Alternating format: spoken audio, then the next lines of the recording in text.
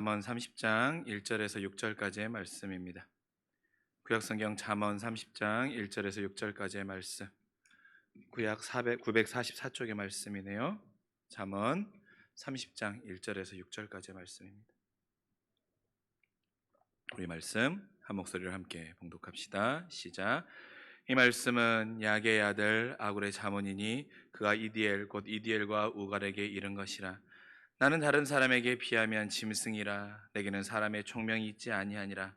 나는 지혜를 배우지 못하였고 또 거룩하신 자를 아는 지식이 없거니와 하늘에 올라갔다가 내려온 자가 누구인지, 바람을 그 장중에 모은 자가 누구인지, 물을 옷에 싼 자가 누구인지, 땅의 모든 끝을 정한 자가 누구인지, 그의 이름을 무엇인지, 그의 아들의 이름이 무엇인지 너는 아느냐? 하나님의 말씀은 다 순전하며 하나님은 그를 의지하는 자의 방패시라. 너는 그의 말씀에 더하지 말라. 그가 너를 책망하시겠고 너는 거짓을 말하는 자가 될까 두려우니라. 아멘. 여러분, 오늘은 상반기를 마감하고 하반기를 시작하는 맥주감사주일입니다. 하반기에도 하나님의 은혜와 하나님의 인도하심이 여러분들의 삶 가운데 가득하기를 간절히 소망합니다. 여러분, 인간은 스스로에 대한 객관적인 평가가 매우 약한 존재이지요. 우리 스스로 나는 매우 객관적인 사람이야. 저 굉장히 냉정한 사람입니다. 저에 대해서 굉장히 객관적으로 보는 사람입니다. 라고 말하는 사람일수록 사실 객관적이지 않은 것 같아요. 왜입니까? 남보다 후한 점수, 객관적인 상황에 대해 보면 남보다 나한테 후한 점수를 주는 일이 많죠. 아니면 반대로 아주 나를 형편없이 취급하는 경우도 많습니다. 왜냐하면 스스로를 직면하면 그만큼 괴롭거든요. 여러분, 스스로를 직면하는 것만큼 괴로운 일은 없죠. 아마 수도 없이 들으셨겠지만 무슨 말입니까? 자녀를 키우다 보면 자녀가 진짜 열받게 하는 모습을 보면 그 모습 바로 무엇 때문에 열받습니까? 바로 내 모습이니까 열받잖아요. 그렇죠? 자녀가 정말로 자녀가 이거 제 이야기 같아서 제 이야기 아닙니다. 자녀가 뭘 계속 미뤄요. 해야 될 일이 있는데 계속 미뤄요. 그러면 부모가 처음에 얼른 해, 얼른 해라. 세 번째 말한다. 그래서 어떻게 됩니까? 마지막에는 야, 이렇게 나가는 거죠. 그 모습 보면 왜 괴롭습니까? 아이가 미뤄서 괴로울 수도 있지만 내 모습인 거예요. 그러니까 어떻습니까? 말할 때 야, 엄마는 그러지 않았다. 아빠는 학교 학창 시절에 얼마나 잘했는 줄 아니? 이렇게 말하죠. 여러분, 오늘의 본문에 아굴이 이 잠언, 아굴의 오늘 잠언이라고 하잖아요. 아굴이 이 잠언을 쓸 때, 그리고 아굴이 특별히 그 자녀들에게 이 잠언을 전해주고 있지 않습니까? 이 잠언을 쓸 때 아굴의 나이가 노년의 나이였어요. 그 인생 가운데 수많은 시간을 겪고 나고 수많은 시행착오를 겪은 후에 이 고백을 하고 있는 거예요. 그러면서 본인에 대해 뭐라고 표현합니까? 우둔한 짐승이라고 말하고 있지 않습니까? 나는 우둔한 짐승 같은 존재라는 거예요. 그런데 여러분, 아굴이 이렇게 고백하기 전에 그 전에 아굴은 스스로에 대해 자신감이 굉장했던 사람이에요. 누구보다도 총명하고 내 지혜를 따를 자가 없다라고 여겼던 그가 그 인생의 마지막에 경험에 스스로 직면하면서 뭐라고 말합니까? 우둔한 짐승 같다라고 그 스스로 고백하고 있는 것입니다. 그러면서 6절에 이 말씀을 하는 거, 우리가 읽었던 것처럼 말씀에 아무것도 더하지 말라. 살아보니 말씀에 아무것도 더하지 않는 것만한 지혜가 없더라 라고 전해주고 있는 것입니다. 결국 말씀이 진리라는 거죠. 말씀을 넘어설 지혜가 없다라는 거죠. 말씀에 모든 지식이 담겨 있다라는 거죠. 그렇다면 여러분, 우리가 상반기를 마감하고 하반기를 시작한 이 맥주감사주일에 왜 말씀의 모든 걸 더하지 말라고 했으며 말씀의 모든 지식이 담겨 있고 말씀의 모든 지혜가 있다라고 하는 것이 정말 우리의 삶 가운데 어떤 의미의 어떤 도전으로 다가오는지 우리가 오늘 말씀 가운데 배우고 오늘 말씀 가운데 또 적용할 수 있는, 그리고 말씀 가운데 우리의 삶의 방향의 길을 찾는 시간 되기를 간절히 소망합니다. 여러분, 오늘 말씀은 아굴이라고 하는 자가 두 아들 이디엘과 우갈에게 전하고 있는 메시지입니다. 근데 여러분, 이 아굴이 어느 지역 사람이고 어떤 사람인지에 대해 사실은 구체적으로는 알 수 없어요. 그런데 여러분, 아굴이라고 하는 사람이 이디엘과 우갈에게 전하고 있다라고 하는 이 말씀 가운데 이름이 주는 의미가 있거든요. 아굴과 우갈과 이디엘이라고 주는 이름의 의미가 있어요. 첫 번째로 아굴이라고 불리는 이 아굴이라고 하는 이름은 뭐냐면 여러 가지 뜻이 있거든요. 나는 회의론자라는 뜻도 있어요. 나는 회의론자입니다. 난 인생에 대해 굉장히 회의적이고 비관론자라는 말도 있거든요. 그런데 이 모든 말을 종합하여서 아굴이라고 하는 이름의 뜻은 뭐냐면 오 하나님, 나는 나그네입니다라는 뜻입니다. 나는 나그네입니다. 그런 나그네와 같은 사람이 이디엘, 곧 이디엘과 우갈에게 전한다라고 하는데요. 이디엘이라고 하는 이름은 무슨 뜻이냐면 오 하나님 나는 피곤합니다 라고 말하는 거예요. 나그네와 같은 자가 그 아들 먼저 이디엘, 곧 이디엘과 우갈에게 전하고 있는 메시지. 근데 그 이디엘 이름은 나는 피곤합니다. 그런 의미가 담겨 있어요. 그래서 여러분 우갈이라고 하는 이름의 뜻은 무엇이겠습니까? 우갈이라고 하는 이름의 뜻은 뭐냐면 그러나 내가 이길 수 있습니다 라고 하는 뜻이에요. 하나님 나는 나그네입니다. 오 하나님 나는 피곤한 인생입니다. 그러나 나는 이길 수 있습니다. 그래서 이 아굴이라고 하는 자가 그 두 아들에게 말하고 있는 그 이름을 직접 내가 이 이디엘과 우갈에게 전한다라고 하는 의미는 그 의미 가운데 담겨 있는 것은 이 뜻이 있는 거예요. 무엇입니까? 우리의 인생은 나그네와 같은 인생이라는 거죠. 그래서 세상 모든 풍파와 피곤함을 피할 수 없는 것이 우리의 현실이라는 것입니다. 여러분 우리의 인생 가운데 어떤 사람도 세상의 모든 풍파와 피곤함을 피할 수 없지요. 세상의 피곤함과 풍파와 근심과 걱정은 정말로 많습니다. 이 자리에 있는 분들 중에도 해당되는 분들이 있겠지만 어떻습니까? 아마 우리 연화 집사님, 성희 집사님, 정리 집사님 아마 해당될 것 같아요. 아이들 기말고사 기간이었잖아요. 그렇죠? 기말고사 기간 되면 어떻습니까? 굉장히 피곤하죠. 자녀도 피곤하지만 부모님도 피곤하죠. 또 근심과 걱정도 있지요. 성적이 지금보다 더 떨어지지 말아야 할 텐다는 걱정도 있고 지금을 유지해야 된다는 걱정도 있는데 아마 어떤 분은 그런 걱정이 없을 수도 있어요. 왜? 더 밑이 없으니까. 더 밑이 없으니까 내 자녀 난 더 걱정할 게 없습니다. 우리의 인생 가운데 어릴 때도 마찬가지고 지금도 마찬가지고 우리 이수건 선생님 지금의 나이에 맞는 걱정이 있지 않습니까? 그러니까 우리의 인생 가운데 모든 피곤함을 피해갈 수 없어요. 인생은 왔다가 떠나가기 때문에 인생은 나그네 길 뭡니까? 어디서 왔다? 이 노래 아시는 분들의 그렇죠. 머무르는 인생이 아니에요. 떠나가는 인생이에요. 우리의 인생은 나그네와 같이 머무르는 인생이 아니라 떠나가고 흘러가는 인생이에요. 그래서 우리의 삶 가운데는 피곤한 일들이 연속인 거예요. 그런데 그 삶 가운데 결코 피곤하지 않을 사람이 아무도 없는데 그러나 내가 이길 수 있다라는 것입니다. 그래서 여러분 우리 스스로 질문이 생기죠. 나그네와 같은 정처 없이 떠나가는 흘러가는 인생과 그래서 모든 일 가운데 불안함이 있고 때로는 어떤 일에 대해 성취해야 되는 그 일들 그런 내 삶의 문제들도 앞에 있는데 그렇기 때문에 이것이 성취되지 않을 때 주는 피곤함과 또한 내 인생에 만나는 어려운 일들 가운데 닥치는 염려와 걱정과 근심 그리고 내가 이곳까지 꼭 가야 되는데 지금 가지 못하고 하는 주저함 때문에 현실의 막막함 때문에 또한 내가 분명히 내가 원하고 내가 바라고 이루고자 하는 일이 내 눈앞에 여기에 있는데 가야 하지만 막혀있는 상황들과 해결되지 않는 현실의 문제 앞에 그래서 나그네와 같이 정처하고 또한 피곤한 인생 가운데 성경은 도대체 그러면 어떻게 내가 이길 수 있냐라고 우리에게 알려주고 있는 것입니다. 그냥 무조건 이길 수 있습니까? 그래서 성경은 우리에게 안내하고 있는 거예요. 바로 요한복음 8장 14절의 말씀입니다. 요한복음 8장 14절의 말씀에도 이런 말씀이 나와요. 뭐라고 나옵니까? 나는 내가 어디로 와서 어디로 가는지 알고 있다라는 거예요. 그러나 너희는 어디서 왔는지 모르고 어디서 왔는지 모르고 어디로 가는지 모른다고 주님이 말씀하고 있잖아요. 주님은 내가 어디서부터 왔고 어디로 가는지 아는 자이지만 너희는 어디서부터 와서 어디로 가는지에 대해 스스로 모르는 자라는 거예요. 나는 온 이유와 어디서부터 왔고 어디로 가야 하며 온 이유를 아는 자이기 때문에 나를 통해서는 그 길에 이길 수 있는 길을 알려주시겠다라는 거예요. 그러면서 앞에 12절에 이렇게 주님이 말씀하십니다. 요한복음 8장 12절 뭐라고 말씀하십니까?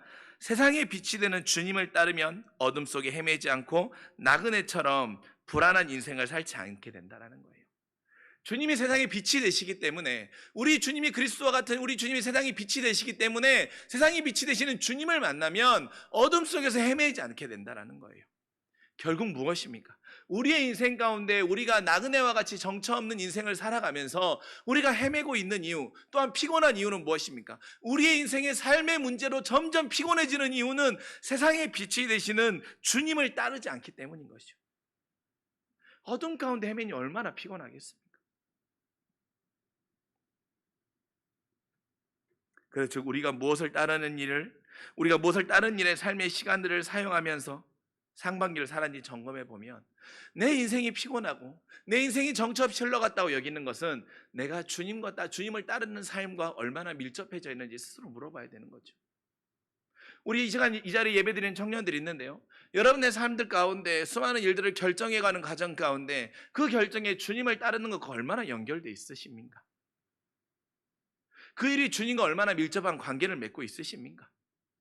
여러분의 말과 여러분의 생각과 여러분의 행동과 여러분의 결정의 모든 것 가운데 주님을 따르고 주님과 연관되어 있는 게 얼마나 있는지 물어보는, 그래서 우리의 상반기를 돌아보는 시간이 됐으면 좋겠어요. 그래서 세상의 빛이 되시는 주님을 따르면 어둠 속에서 헤매지 않게 되는 거예요. 그리고 나그네와 같은 인생으로 살아가는 것이 아니라 우리가 어디로 가는지, 또한 우리가 지금 걸어가는 걸어가는 걸음 가운데 이 걸음에 어떤 의미가 있는지 우리는 발견할 수 있게 되는 것입니다. 인생은 의미를 찾으면 결코 피곤하지 않아요. 인생은 이유를 찾으면 힘을 얻을 수 있는 거예요. 우리가 피곤하고 우리가 지치고 나그네와 같다 여기는 것은 목적을 잃어버리고 이유를 놓치고 있기 때문입니다. 그러나 그 목적과 이유가 우리의 삶의 유익과 만족과 즐거움과 무엇의 성공과 그것에 멈추는 것이 아니라 세상이 빛이 되시는 주님과 연관되어 있을 때 우리의 삶이 더욱 풍성해지는 믿음의 삶이 되는 것을 우리가 기억할 수 있기를 간절히 소망합니다. 그러면서 아군은 스스로에 대해 뭐라고 말했습니까? 우둔한 짐승이며 총명한 지혜가 없다라고 말합니다. 그가 이 고백을 자녀에게 들려줄 때 스스로 인생의 수많은 때를 겪은 다음에 고백하고 있다고 말씀드렸죠. 스스로 이미 빠지기 전만 해도 스스로는 누구보다도 총명하고 잘나고 정말 힘이 있는 자라고 여겼어요. 하지만 겪어보니 내 인생에는 총명이 없는 선택이었다라고 스스로 고백하는 거예요. 근데 여러분, 아굴이요, 인생의 노년에 갔을 때 막 뭐 패배자와 같고 모든 사람들이 보았을 때 형편없는 자리에 놓였던 사람이 아니었어요. 그 이름이 잠언에 기록되고 그가 고백했던 것이 잠언에 기록될 정도의 사람이면 어떤 사람이었겠습니까? 많은 사람에게 존경을 받고 많은 사람들에게 지혜를 전해주었던 자이며 많은 사람이 배우고 싶었던 자리에 있었던 사람이었어요. 그런데 그 스스로 이렇게 말하는 거예요. 그렇다면 그가 분명히 뭔가 깨달은 게 있어서 그러지 않았겠습니까? 나는 우둔한 짐승이며 총명이 없는 자라고 말하는 그가 이것을 깨달은 결정적인 계기가 무엇입니까? 바로 3절입니다. 3절. 지극히 거룩하신 분을 아는 지식이 그의 삶이 없었음을 안 이후에 그는 이 고백을 하는 거예요. 지극히 거룩하신 분을 아는 지식이 없었던 것입니다.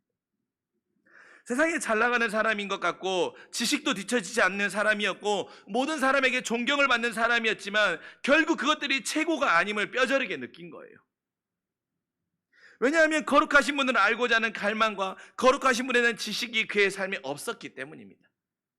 주님을 알고 싶은 갈망이 없으므로 그가 높은 자리에 올라가며 그의 삶 가운데 모든 사람의 존경을 받았지만 공허했던 거예요. 나그네와 같이 여겨졌던 거예요.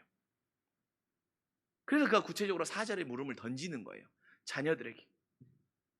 4절의 말씀 한번 봅시다. 뭘 물어보고 있습니까?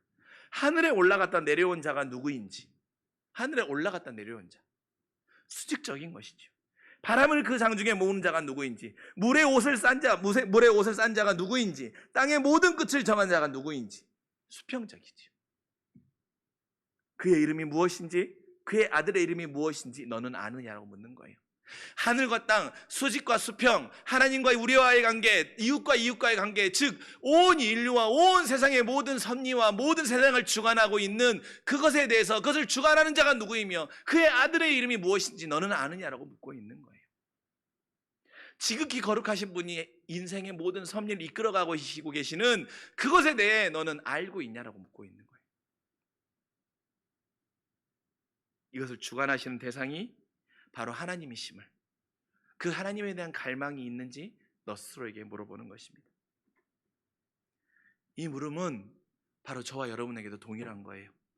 그 시대의 물음이 아니라 지금의 시대, 특별히 지금의 시대는 더욱더 우리의 인생 가운데 필요한 물음입니다. 무엇입니까? 우리가 하반기 우리의 삶을 살아가는 가운데 거룩하신 하나님을 아는 일에 얼마나 몰입하며 관심을 가지려는지 우리 스스로 결단하라는 거예요. 하나님을 아는 일에 얼마나 몰입할 것인가. 여러분, 하나님을 아는 일에 얼마나 몰입하시고 사셨습니까? 이번 한 주 하나님을 아는 일에 얼마나 몰입하셨습니까? 저번 지난 상반기, 그래서 하나님에 대해 여러분 어떠한 부분으로 만나셨고, 또한 그렇게 해서 여러분의 인생 가운데 하나님을 얼마나 몰입하셔서 하나님과 얼마나 깊은 관계 가운데 나아가셨습니까? 주님은 여러분에게 하반기 그 결단을 요청하고 계시는 것입니다. 하나님의 관심은 나를 아는 지혜와 지식이 내 삶 가운데 얼마나 중요한지에 대해 하나님 우리에게 관심을 갖고 계신 거예요. 여러분이 하나님을 아는 지혜가 깊어지고요, 하나님을 아는 지식이 넓어지면 넓어질수록 하나님은 여러분의 인생에 더 깊이 관여하실 것입니다.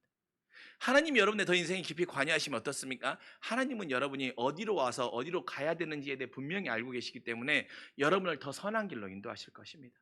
더 은혜의 길로 인도하실 것입니다. 더 복의 길로 여러분을 인도하시고 여러분의 지경을 넓히실 것입니다. 여러분, 확신하십시오. 기대해 보십시오. 하나님을 아는 지식이 넓어지시고 하나님을 향한 갈망이 여러분들 가운데 메말라 있다면 그것을 회복하는 일에 먼저 그 길을 찾고 그것을 회복하는 일에 마음을 다하면 하나님이 여러분의 인생을 책임져 주시겠다고 오늘 아굴은 여러분에게 들려주고 있는 거예요. 그래서 결국 하반기 우리 인생의 싸움은 무엇입니까? 그 이름의 능력에 대한 경험의 폭을 키워가는 거예요. 그리고 그 경험의 폭이 넓어지면 우리는 하나님을 아는 지혜와 지식이 쌓이고 깊어지게 되는 것이지요. 여러분, 한번 그렇게 살아봅시다. 2022년 7월부터 12월까지 우리 한번 그렇게 살아보자라는 거예요. 하나님을 경험하는 일에 더 마음을 다하고 하나님의 지혜를 알아가는 일에 더 묵는 일에 더 마음을 다하고 하나님의 지식이 더 넓어지는 일에 우리의 뜻을 더 세워가자라는 거예요. 제가 지난주 금요일 날도 설교 때 잠깐 제 고백을 말씀드렸는데, 내가 하나님 앞에 얼마나 묻지 않는 자인지에 대해서 정말 뼈저리게 느꼈어요. 지난주에 여러분 아마 장례 문자를 받으셨고 오늘 주보를 통해 장례 광고를 보셨을 것입니다. 홍희숙 집사님에 대한 내용이었어요. 그분이 유방암으로 투병 중이셔가지고 지난주 목요일에 수술을 앞두고 있으셨어요. 근데 수요일에 어머니가 돌아갔다는 소식을 가족들에게 들은 것입니다. 그런데 어떻습니까? 수술을 앞둔 사람은 아무리 급한 일이 있어도 나갈 수 없어요. 나가게 되면 어떻게 합니까? 다시 수술 일정을 잡아야 하는데 큰 병원이니까 굉장히 복잡한 거예요. 그러니까 이러지도 못하고 저러지도 못한 상황이었어요.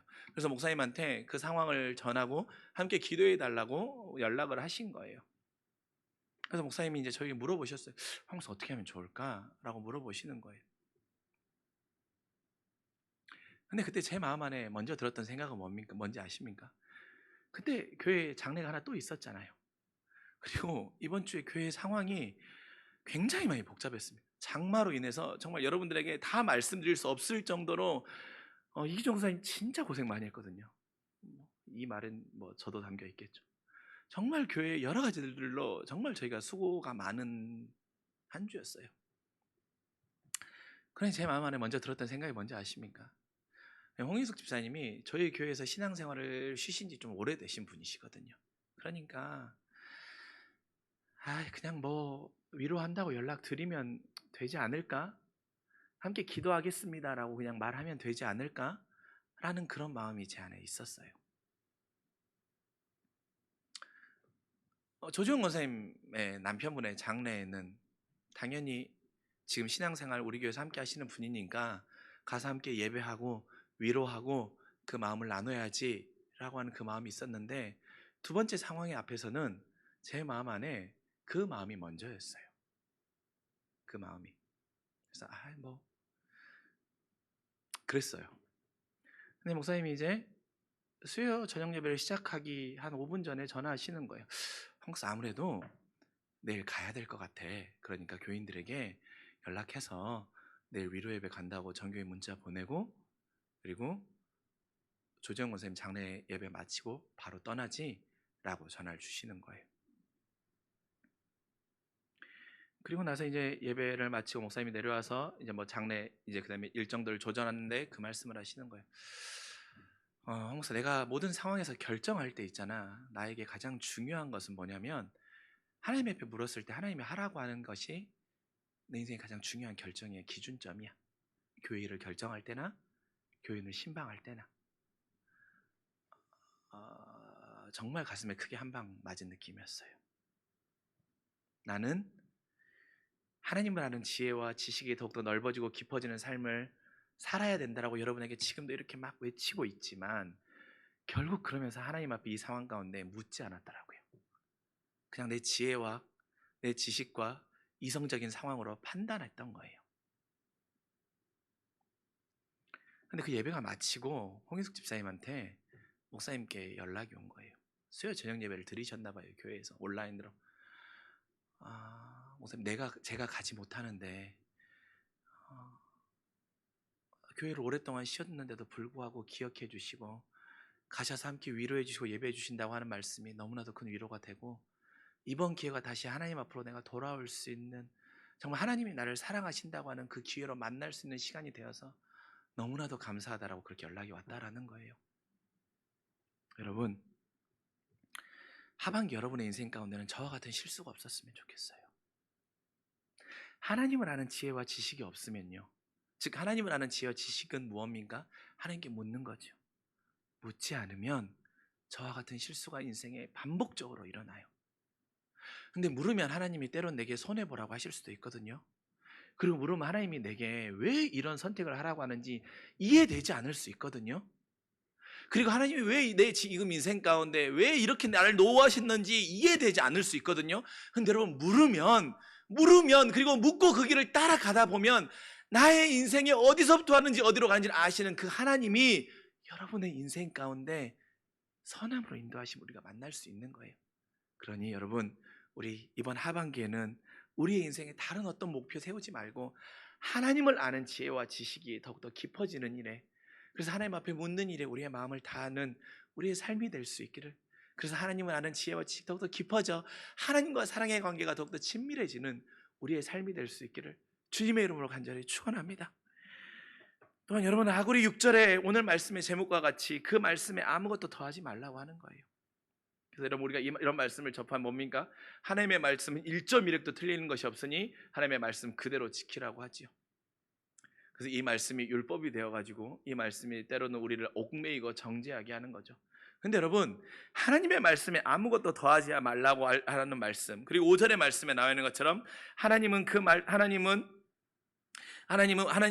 말씀 모두 다 순결하다고 말하면서 아무것도 더하지 말라고 하시면서 6절 후반부에 말하죠. 그 말씀에 더하는 자는 거짓말하는 자가 된다라고 말씀하고 있지 않습니까? 아무것도 더하지 말라고 하며 두렵다라는 거죠. 그 말씀에 더하면 거짓말하는 자가 될까 봐. 그럼 여러분, 하나님이 왜 하나님의 말씀에 아무것도 더하지 말라고 했는지 그 의미를 찾아야 되겠죠. 왜냐하면 하나님의 말씀에 아무것도 더하지 말라고 하는 그 바른 의미를 잘못 알게 되면 우리가 때는 이 말씀으로 누군가를 율법으로 정죄할 수 있거든요. 첫 번째로는 하나님의 말씀에 아무것도 더하지 말라고 하는 첫 번째 뜻은 우리의 삶은 말씀을 증명하는 삶이라는 거예요. 우리의 삶은 말씀을 증명하는 삶. 잠언의 기자는 앞에서 언급하는 것처럼 하나님을 아는 지혜와 지식의 중요함을 분명히 여러분에게 강조하였습니다. 그래서 그 지혜를 배우는 길은 삶밖에 없다라는 거예요. 그리고 믿음의 고백과 실천을 통해서만 가능하다라는 거예요. 그렇게 하나님은 우리에게 응답이라는 길을 안내하실 때 가장 많이 사용하는 것이 말씀이라는 것입니다. 여러분이 하나님께 물을 때 하나님이 여러분에게 감동을 주시거든요. 감동을 주실 때 그 감동의 정확한 증명은 하나님의 말씀으로 여러분에게 그 감동의 하나님의 기도와 그 뜻에 대한 뜻을 알려주셔요. 말씀을 통해서. 그런데 우리의 인생의 중요한 결정 앞에서 그 근거가 말씀뿐만이 아니라 말씀둬야 되는 삶이 많다라는 거예요. 하나님 앞에 기도하는데, 그래서 내 삶의 중요한 중요한 결정의 문제가 있을 거예요. 여러분, 우리 정민 집사님 아마 우리 서연이를 위해 기도하실 거예요. 제가 진짜 감동합니다. 우리 연수 집사님 금요일마다 나와서 기도하는 모습 보면서 믿음의 가정으로 세워지는 모습 보면 너무 감동받거든요. 아마 우리 정민 집사님도 집에서 우리 자녀들 위해서 진짜 기도 많이 할 거예요. 죄송합니다. 여러분들도 아마 자녀들을 위해 많이 기도할 거예요. 그리고 자녀의 진로와 진학의 길을 놓고 진짜 기도 많이 할 거예요. 근데 여러분, 그 기도할 때 저도 그런 실수 정말 많이 하거든요. 이건 제 고백입니다. 그런데 그 자녀의 인생의 중요한 결정 앞에 말씀뿐만이 아니라 말씀 둬야 되는 삶이 너무 많더라고요. 말씀뿐만과 말씀 둬야의 차이는 무엇입니까? 하나님 앞에 물었을 때 하나님의 말씀으로 내게 감동을 주시고 하나님의 말씀으로 결정케 해요. 예를 들면 하나님이 이 땅은 거룩한 땅이니 내 발에 신을 벗으라라고 말씀하셨으면 그 말씀 앞에 순종해야 되는데, 에이 하나님 거룩한 땅에서 어떻게 신발을 다 벗습니까? 하나님 상황이 그렇지 않아요. 하나님 신발을 벗기도 하지만 때로는 신기도 해야 돼요. 내가 벗었다가 벗기도 하고 신기도 하겠습니다 라고 하는 내 삶의 결정의 모습들이 너무나도 많더라는 거예요. 그 삶은 무엇입니까? 말씀 도의 삶의 태도인 거죠. 그런데 하나님은 오늘 아구를 통해서 우리에게 도전하시는 거예요. 말씀뿐만이 되는 삶으로 살아가라는 거예요. 그러면 아구는 우리에게 말씀을 증명하는 삶을 사는 자에게, 말씀만을 기준점으로 사는 삶을 사는 자에게 복의 복을 허락하시겠다고 하나님이 안내하고 계시는 거예요. 여러분들 인생에 많은 결정을 할 때 그 결정의 모든 과정 가운데 말씀이 온리 원이 되는 삶을 살아가는 거예요. 원 오브 댐이 되는 삶이 되는 것이 아니라.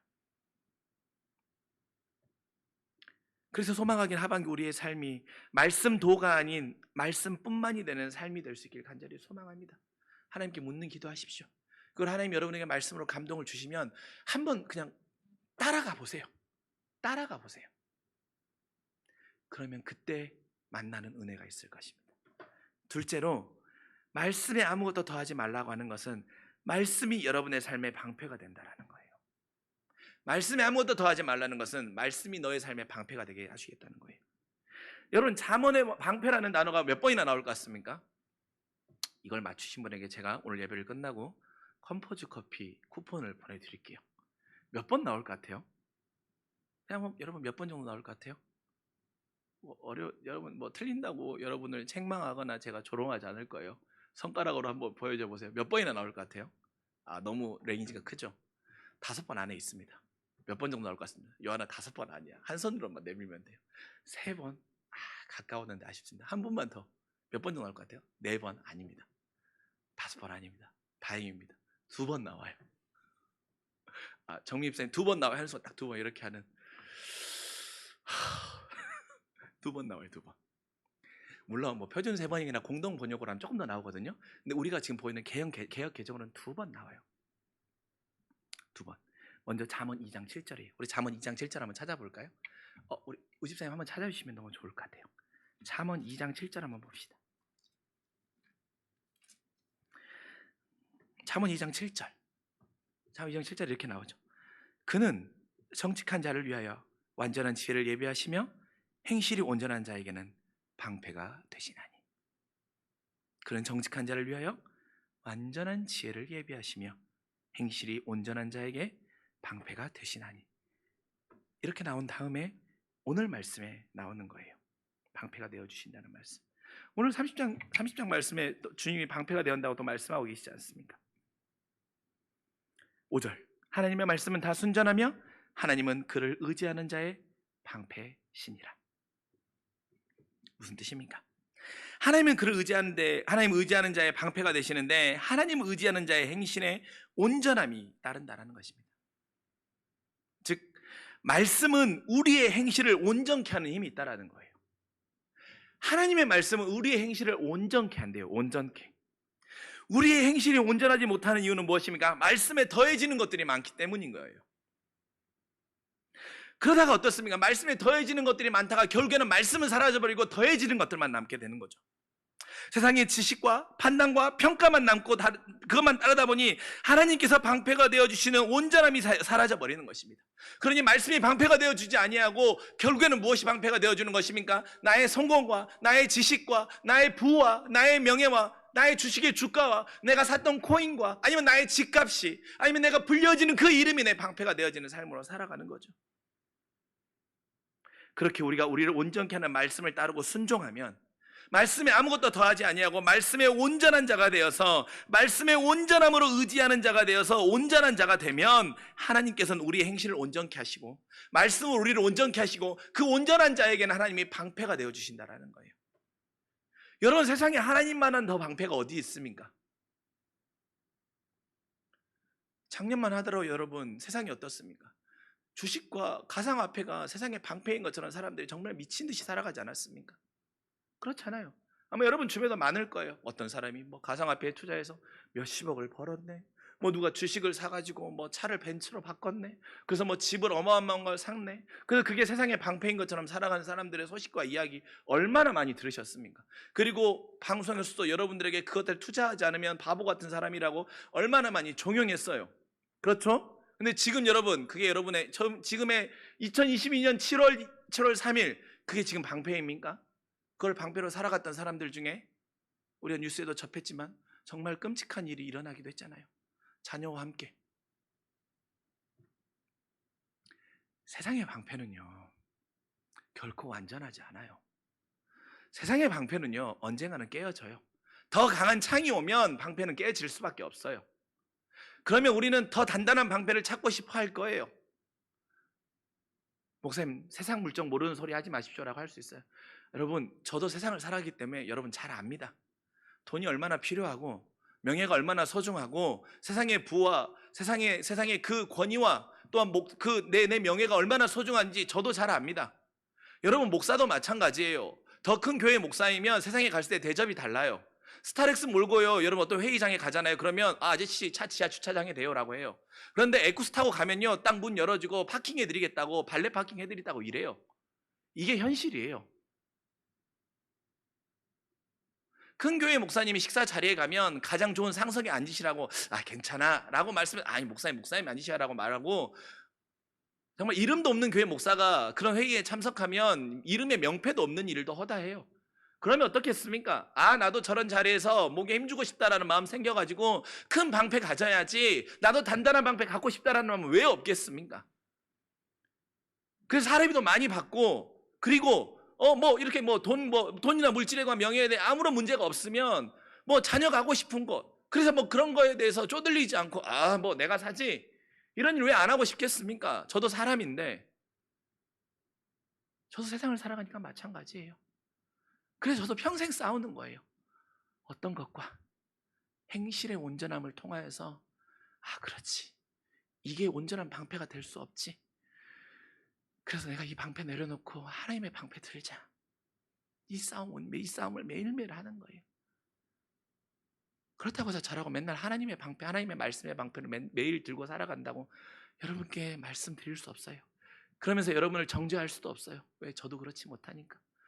그렇게 여러분, 저와 여러분 둘 다 부족한 우리 이번 하반기에는 오늘 말씀처럼 말씀에 아무것도 더하지 아니하고 말씀 앞에 행실이 온전한 자가 되었을 때 그 하나님이 우리의 방패가 되어주신다라고 하는 그 은혜를 경험하자는 거예요. 세상 무엇도 뚫을 수 없는 온전한 하나님이 우리의 삶의 방패가 되어주시는 그 은혜를 우리가 맛보자라는 거예요. 그리고 경험해보자라는 거예요. 한 번 경험하면 여러분 절대 놓을 수 없습니다. 그렇게 하반기 우리의 삶 가운데 우리가 말씀에 무엇을 더하지 아니하고 우리의 행실이 온전케 되어서 하나님이 방패가 되어주시는 그 은혜가 우리의 삶 가운데 넘치길 간절히 소망합니다. 마지막으로, 말씀에 아무것도 더하지 말라는 것은 말씀보다 앞설 수 있는 것이 없다라는 거예요. 여러분, 말씀을 다른 표현으로 하면 무엇입니까? 말씀을 성경으로 하면 성경으로 한대. 말씀을 성경으로 한대. 말씀을 영어로 하면 바이블이라고도 하죠. 우리 신학을 공부하신 분들이나 많이 들어있어 말하지만, 말씀을 또 다른 말로 표현하면 뭐라고 표현합니까? 그 카메라 이름 뭐라고 말하죠? 제발 여기서 니콘이라고 하지 말아주세요. 캐논이라고 하죠. 캐논. 여러분, 캐논이 무슨 뜻입니까? 기준이잖아요. 기준. 이것을 기준으로 삼아 옳음과 그름과 더함과 덜함을 판단한다라는 거예요. 여러분, 기준 앞에는 무엇도 더할 수 없죠. 그렇죠? 우리나라의 법에 가장 우선시되는 최고의 법은 무엇입니까? 헌법이지요. 헌법 위에 뭘 더할 수도 없는 거예요. 헌법이 모든 법의 기준이 되어서 이 헌법에 맞는지 틀린지를 통하여서, 헌법에 반하는지 반하지 않는지를 통하여서 나머지 시행의 모든 법과 시행령들이 정해지는 거죠. 그런데 말씀에 다른 것들이 더해지면 어떻게 되는 것입니까? 기준이 흐트러지는 거죠. 그런데 여러분, 그래서 기준에는 무엇을 더하지 않는 거예요. 기준에는. 그래서 성경은 거짓말하는 자가 될까 두렵다라고 아구리 표현하는 거예요. 기준에 무언가를 더하면 그것은 기준이 아니기 때문에, 기준에 무언가가 더해지면 더 이상 이것은 기준이 기준으로서의 역할을 할 수 없기 때문에 기준에 무엇을 더하는 자가 되면 거짓말하는 자가 될까 두렵다라고 말씀하시면서 이 기준보다 앞설 수 있는 것은 아무것도 없다라고 우리에게 들려주고 있는 것입니다. 그리고 우리가 잘 아는 말씀 히브리서 4장 12절, 하나님의 말씀은 살아있고 운동력이 있어 좌우의 날선 검과 같고 예리한 홍과 영과 갈수 간절과 골수이 쪼개어 잘래는 그대 마음과 생각의 뜻을 감찰한다고 말씀은 이 역할을 하는 거예요. 말씀이 그래서 이 역할을 하는 것입니다. 무엇입니까? 말씀의 역동성과 예리함과 분명함은 이보다 더 정확할 수 없다라는 거죠. 그래서 여러분, 기준은 건드리는 게 아니에요. 기준은 결코 건드리는 게 아니에요. 거기에 더하면 거짓말하는 자가 되는 것입니다. 그래서 여러분, 우리의 삶 가운데 이번 하반기 말씀보다 앞서지 아니하고 말씀을 기준으로 삼는 삶이 됐으면 좋겠어요. 그래서 여러분, 이 말씀이 기준이 되어 사는 자에 대해서 아굴은 30장에 유명한 말씀을 고백합니다. 우리 7절부터 9절까지의 말씀 한번 같이 읽어볼까요? 30장 7절부터 9절까지의 말씀. 이 말씀을 읽고 말씀을 정리하려고 합니다. 우리 한 목소리로 함께 한번 읽어봅시다. 시작. 내가 두 가지를 주께 구하였사오니 내가 죽기 전에 내게 거절하지 마옵소서. 곧 헛된 것과 거짓말을 내게서 멀리하옵시며 나를 가난하게도 마옵시고 부하게도 마옵시고 오직 필요한 양식으로 나를 먹이시옵소서. 혹 내가 배불러서 하나님을 모른다 여호와가 누구냐 할까 하오며 혹 내가 가난하여 도둑질하고 내 하나님의 이름을 욕되게 할까 두려워함이니이다. 아멘. 여러분 아마 이 말씀 많이 들어보셨을 것입니다. 헛된 것과 거짓말을 멀리하고 너무 부하게도 너무 가난하게도 하지 말라는 것입니다. 우리는 가난을 피하고 싶지만 부함은 피하고 싶지 않은 것이 사실 솔직한 우리의 고백이죠. 하지만 아굴은 우리에게 구절을 통해 자신 인생을 살아보니 분명한 고백을 들려주고 있는 것입니다. 너무 과한 부함과 너무 절박한 빈곤함은 결국 하나님을 욕되게 하거나 하나님을 멀어지게 하는 독이 된다는 거예요. 결국 이 말의 함의는 하나님 없이는 살 수 없다는 것입니다. 하나님 없이는 살 수 없는 거예요. 여러분 인생은 어쩔 수 없습니다. 여러분의 인생은 어쩔 수 없어요. 여러분의 운명 가운데는 여러분은 하나님 없이는 살 수 없는 여러분의 인생의 운명의 인이 찍혀 있는 사람들입니다. 모든 환경과 처지 앞에 하나님과 멀어지게 되거나 욕보이면 그것만큼 비참함이 없다는 것입니다. 하반기 우리는 하나님 없이 살 수 없는 인생의 고백이 우리의 심중에 고백이 되기를 간절히 소망합니다.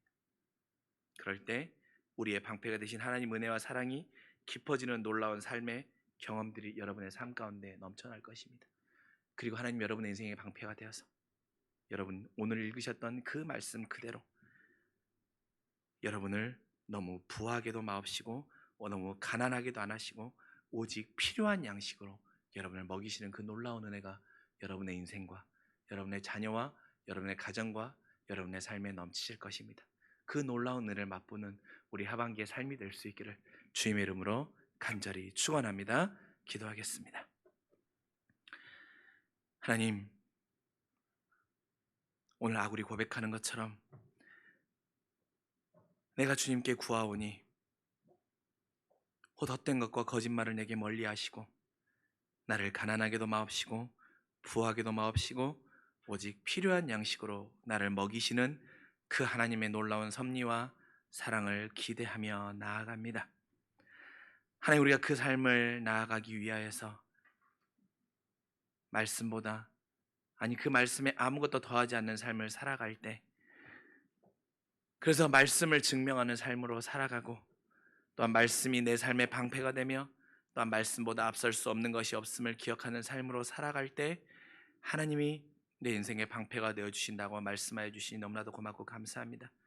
그렇게 아버지 하나님, 말씀뿐만이 아니라 말씀도의 삶이 아니라 오직 말씀이 우리의 삶의 기준이 되며 그 말씀 따라 우리의 온전한 행실이 회복되는, 그래야 그 말씀을 증명하며 살아가는 믿음의 거룩한 결단들이 우리의 삶 가운데 있게 하여 주시옵소서. 감사드리며 사랑이 많으신 우리 구주 예수 그리스도의 이름으로 간절히 기도합니다. 아멘.